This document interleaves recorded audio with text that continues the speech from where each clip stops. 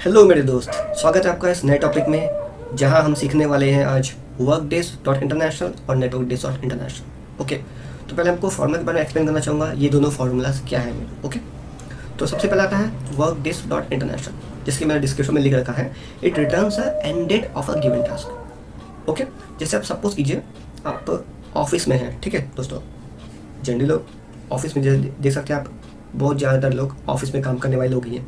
India में आप देखोगे तो बहुत बिजनेस करने वाले बहुत लोग कम हैं, ऑफिस में जॉब करने वाले लोग ज़्यादा हैं, ठीक है। तो उनको क्या है, डेली कोई ना कोई टास्क मिलता रहता है, या वीकली मिलता रहता है, या मंथली मिलता रहता है, ठीक है दोस्तों। तो उनको क्या मिलता है, टास्क जब मिलता है तो वो डेट को काउंट किया जाता है जिस दिन आपको टास्क मिला है। उनको उनसे आप उनको मतलब वो आपको एक एक्सपेक्टेड डेज देते हैं, जैसे ये टास्क 10 दिन के आप कंप्लीट करके अंदर दो, या 1 वीक के अंदर कंप्लीट करके दो, या 15 डेज और 20 डेज के अंदर, या 1 मंथ के अंदर कंप्लीट करके दो, ठीक है। तो मेरे दोस्तों, आपको कैसे पता चलेगा अगर और वो आपसे पूछेंगे कि 15 डेज में कंप्लीट करने के बाद आप किस डेट को सबमिट करोगे, मेरे को फाइनल डेट बता दो, ठीक है। क्योंकि वो लोग को भी पूछना होता है, क्योंकि वो लोग क्लाइंट से डेटा लेते हैं, क्लाइंट को सबमिट करना होता है, तो क्लाइंट डेट पूछता है। वो बोलते हैं मैं आपको 20 डेज दे रहा हूँ, आप मेरे को डेट बताओ किस दिन आप सबमिट करोगे फाइनल मेरे को, ठीक है। तो जो डेट जो आपको बताना होता है वो आप कैसे बताओगे दोस्तों, तो ये हमारे को एक्सेल में बिल्ट इन फंक्शन दिया गया है, जिससे हम अच्छे से कैलकुलेट करके, परफेक्ट तरीके से कैलकुलेट करके उसको हम एक फाइनल डेट दे सकते हैं कि इस डेट को हम आपको कंप्लीट करेंगे, आपको टास्क सबमिट करेंगे, ठीक है दोस्तों। तो ये वर्क डेट डॉट इंटरनेशनल जो फॉर्मूला है ये हमारे को एंड डेट काउंट करके देता है। तो चलते हैं फॉर्मूला स्टार्ट करते हैं, ठीक है दोस्तों। पहले मैं आपको फॉर्मूला बताऊंगा, इस चीज़ को आप थोड़ा इग्नोर कीजिए जो मैं इंपॉर्टेंट नोट दिया इसको भी इग्नोर कीजिए, इसको मत पढ़िए, कंफ्यूज होंगे आप स्टार्टिंग में। पहले फॉर्मूला करते हैं, फिर मैं आपको ये बताऊंगा आखिरी में, ठीक है। जैसे मैंने आपको यहाँ पे दिया वर्क डे इंटरनेशनल लगाया है, A6 लगाया, ये डेटा लिया, स्टार्ट डेट लिया है, B6 में 15 डेज लिया है, H3 से H5 ये तो ये है आपका नेशनल हॉलीडे, मैंने यहाँ पे एग्जाम्पल के तौर पर लगाया गया है, ठीक है। और बीच में जो 1 लगाया मैंने, ये बीच का 1 होता है, आपको दिखाता हूँ, ये होता है सैटरडे संडे का मैंने लगाया है, ठीक है दोस्तों। और माइनस क्यों लगाया मैं आपको लास्ट में बताऊँगा, अभी वो -1 इससे इंक्लूड है, ये इंपॉर्टेंट नोट्स है, ठीक है। ये भी मत सीख, ये भी इसमें ध्यान मत दीजिए, कन्फ्यूज होंगे, ठीक है। और मैंने आपको यहाँ पे मई का कैलेंडर भी लगा के दिया है, जिससे आप मैनुअली भी चेक करके बताऊंगा आपको, ठीक है। इसलिए मैंने कैलेंडर भी लगा के रखा है, तो आप आइए यहाँ ट्राई करते हैं। एक्चुअली ये आपका प्लेस है ट्राई करने का, लेकिन मैं आपको यहीं पे करके बताता हूँ, ठीक है। इजिकल टू लगाइए, वर्क डेज डॉट इंटरनेशनल लगाना है आपको। वर्क डेज और इंटरनेशनल फॉर्मूला इसमें देखिए चार्ट आता है, स्टार्ट डेट, डेज, वीकेंड और हॉलीडेज, ठीक है दोस्तों। वीकेंड और हॉलीडेज ये ऑप्शनल चीज़ें हैं, आप दोगे तो भी ठीक है, अगर नहीं दोगे तो भी चलता है। लेकिन जब आप रियल लाइफ में काम कर रहे हो दोस्तों, तो आपको वीकेंड जरूर आता है, ठीक है। वो कंपलसरी आपको आता है वीकेंड, बिना वीकेंड आप काम नहीं कर सकते हो। और हॉलीडेज बीच में आता है तो भी आपको छुट्टी मिलती है, तो भी आप हॉलीडे में कोई भी आकर काम करना पसंद नहीं करता है, कोई पूरी ऑफिस की छुट्टी होती है, ठीक है दोस्तों।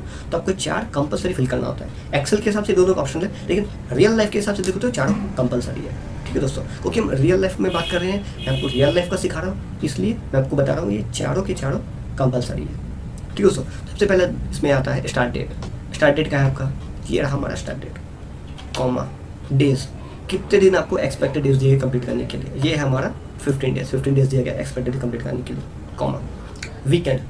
आप देख सकते हैं यहाँ पे तरह तरह के आपको वीकेंड मिलेंगे, सैटरडे संडे है आपका, संडे मंडे। देखिए जैसे समझिए आपको दोस्तों, आपको एक प्रोजेक्ट मिला है, ओके। हो सकता है आपका वीकेंड सैटरडे संडे ना होकर मंडे ट्यूसडे हो, रोटेशनल भी चलता है बहुत सारी कंपनियों में, ठीक है दोस्तों।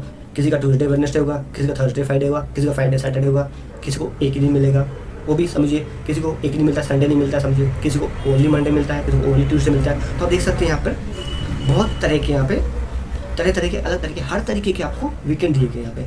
यहाँ पे आपको सिलेक्ट करने का है आपका वीकेंड कौन सा है, ठीक है। मैं जूम करता हूँ कि आजकल की हर कंपनी में सैटरडे संडे वीकेंड ज़्यादा पॉपुलर है, तो मैं इसको ही सिलेक्ट करता हूँ। आप उसको टैब कर सकते हैं, 1 नंबर आ जाएगा, ठीक है। इसका मतलब है वो कैलकुलेट करेगा आपका सैटरडे संडे वीकेंड है, कॉमा दीजिए। हॉलीडेज आपको बताना है कि आपके बीच में कितने हॉलीडेज है, ठीक है दोस्तों। ज़रूरी नहीं है कि आपको उस दिन के और 15 दिन तक आपको कैलकुलेट करके बताना है कि इस बीच में कितने हॉलीडेज है, उसका मतलब नहीं दोस्तों। पूरे महीने का आप शीट निकाल लीजिए, हॉलीडे शीट, पूरा डेटा सेलेक्ट कर लीजिए। जो एक्सेल है ना, वो उस दिन से 15 डेज तक काउंट करेगा, बस आपका पूरा डेटा नहीं लेगा वो, ठीक है दोस्तों। तो आप पूरा जैसे आप देख सकते हैं, मैंने 5th को एक लगाया है नेशनल हॉलीडे, 8th को एक नेशनल हॉलीडे लगाया, 30th को एक नेशनल हॉलीडे लगाया, ठीक है। तो ये क्या हो गया, मेरा पूरे महीने का हॉलीडे लिस्ट आ गया। तो मैं क्या करूँगा, इसको पूरा सेलेक्ट कर दूँगा, यहाँ से लेकर ट्रैक करना है आपको पूरा सिर्फ सेलेक्ट करना है। नेशनल डेट आपको सेट नहीं करना दोस्तों, सिर्फ आपको डेट्स रहेगा। हमारे को डेट्स से मतलब है, एक्सेल क्या करेगा डेट्स के हिसाब से चलेगा, वो डेटा से मतलब नहीं है आपको कौन सा हर डे मिलता है उससे मतलब नहीं है उसको चाहिए डेट्स। तो हमने यहाँ से यहाँ तक सेट कर लिया, ब्रैकेट क्लोज कर दिया, ठीक है, एंटर दबा दिया। सॉरी दोस्तों, एक्चुअली ये भी प्रॉब्लम आता है, बहुत छोटी छोटी प्रॉब्लम है दोस्तों, जो मैंने फर्स्ट में आता हमारे को, जब हम लेफ्ट सीख रहे थे, ठीक है। ये जो डेटा है दोस्तों 44705, ये डेटा को क्यों आया है, क्योंकि आपने जनरल फॉर्मेट में रखा हुआ है। ये जो है आपको डेट फॉर्मेट में रखना है, ठीक है दोस्तों। यहाँ आइए, शॉर्ट डेट रखिए, फिर आपको देखिए, अब देखिए क्योंकि ये जनरल फॉर्मेट में रखा हुआ था, तो जनरल फॉर्मेट क्या करता है, सिर्फ नंबर्स लेके आता है, ठीक है दोस्तों। वो डेट को डेट से कैलकुलेट नहीं करेगा, सिर्फ नंबर्स को उठा के ले आएगा उसमें से, इसलिए आपको वो नंबर आ रहे थे। तो आपको क्या करना है दोस्तों, इसको डेट फॉर्मेट में रखना है, क्योंकि हमारे को डेट से मतलब है अभी। तो डेट यहाँ पे क्या लिखा है दोस्तों, 24/05/2022, ठीक है दोस्तों। अब यहाँ पे ट्रिक क्या आती है, अब आपको देखना है यहाँ पे, ये तो आपका कैलकुलेशन हो गया 24, आपने बता दिया मेरे को 24 को सब आपको डेटा सबमिट करेंगे, लेकिन ये सर देखिए दोस्तों रॉन्ग होगा, क्यों। अब आप बताइए यहाँ पे -1, जो यहाँ पे मैंने -1 लगा हुआ है ना, वो मैं आपको बता दूँ क्यों मैंने -1 लगाया। ये इस टॉपिक से रिलेटेड है, इस इंपॉर्टेंट नोट से रिलेटेड है। आप देख सकते हैं यहाँ पे इंपॉर्टेंट में क्या लिखा है, work day dot international does not include the start date as work day, starts counting from the next day. ये जो फॉर्मूला है वर्क डे डॉट इंटरनेशनल, जो आपका स्टार्ट डेट है, जिसमें मैंने यहाँ पे सेकंड को स्टार्ट लिखा हुआ है, ये सेकंड से स्टार्ट नहीं करता है, सेकंड को काउंट नहीं करता दोस्तों, ये थर्ड से काउंट करना शुरू करता है। लेकिन हमारे को दोस्तों क्या करना है, सेकंड को भी काउंट करना है, सेकंड से काउंट करते हुए हमारे को स्टार्ट करना है 15 डेज, ठीक है दोस्तों। इसलिए मैं तो फॉर्मूला जो है एक डे स्किप करके काउंट कर रहा है वो, तो हमें को क्या करना होगा दोस्तों, एक डे पीछे जाना होगा, तो हमारे को -1 करना होगा, ठीक है। इसमें से 1 डे माइनस करना होगा, क्योंकि सेकंड हमने को ऑलरेडी मिल रहा है काम करने के लिए, लेकिन फॉर्मूला कैलकुलेट नहीं कर रहा है उसको, ठीक है दोस्तों। इसलिए हमारे को क्या करना होगा, इसमें आके नॉर्मल लास्ट में आके -1 कर दीजिए बस, तो आपको एग्जैक्ट आंसर आ गया 23/05/2022। ये डेट आप जाके क्लाइंट को बोल सकते हैं कि सर आपने 15 डेज दिया था मेरे को कंप्लीट करने के लिए, सेकंड को आपने मुझे प्रोजेक्ट दिया था, इसके बीच में 15 वर्किंग डेज इसके लिए चाहिए। तो 15 वर्किंग डेज होने के बाद, मतलब आप उनको क्लियर बोलिए 15 वर्किंग डेज में सैटरडे संडे हॉलीडे आता है सर, पब्लिक हॉलीडेज भी आता है, तो उसको आपको कैलकुलेट करने के बाद जो आपका जो डेट आता है सबमिशन का डेट, वो आपको 23/5 को है। तो आप बोल सकते हैं सर मैं आपको 23/5 को मैं आपको फाइल सबमिट करूंगा, तो जो आपने टास्क दिया मैं आपको उसको 23/5 को सबमिट करूंगा, तो आपके पास बरोबर में दोस्तों 15 डेज मिलेगा। ओके, सैटरडे संडे आप एक्सक्लूड कर दिया, आपने निकाल दिया सैटरडे संडे को, जो पब्लिक हॉलीडे था वो उसको भी आपने निकाल दिया, तो ये हो गया आपका परफेक्ट आंसर। अब मैं आपको मैनुअली भी काउंट करके दिखाऊंगा, कि जिससे आपको पता चल रहा है कि ये कैलकुलेशन कैसे चलता है, ठीक है दोस्तों। जैसे कि 2 को स्टार्ट किया गया डेटा, 2 को स्टार्ट करने के बाद 15 डेज में काउंट करना है, तो हम सेकंड से स्टार्ट करेंगे, 15 डेज काउंट करेंगे, ठीक है दोस्तों। देखिए ये कैलेंडर मैंने इसलिए आपको लगाया हुआ कि मैनुअल काउंट करके मेरे को बताऊं, ताकि आपका कॉन्सेप्ट जो दिमाग दोस्तों यहाँ चढ़ जाना चाहिए दिमाग में, आपको कभी कन्फ्यूजन नहीं होना चाहिए, आपका कॉन्सेप्ट यहाँ क्लियर है, आप ऑटोमेटिक कर दोगे, ठीक है दोस्तों।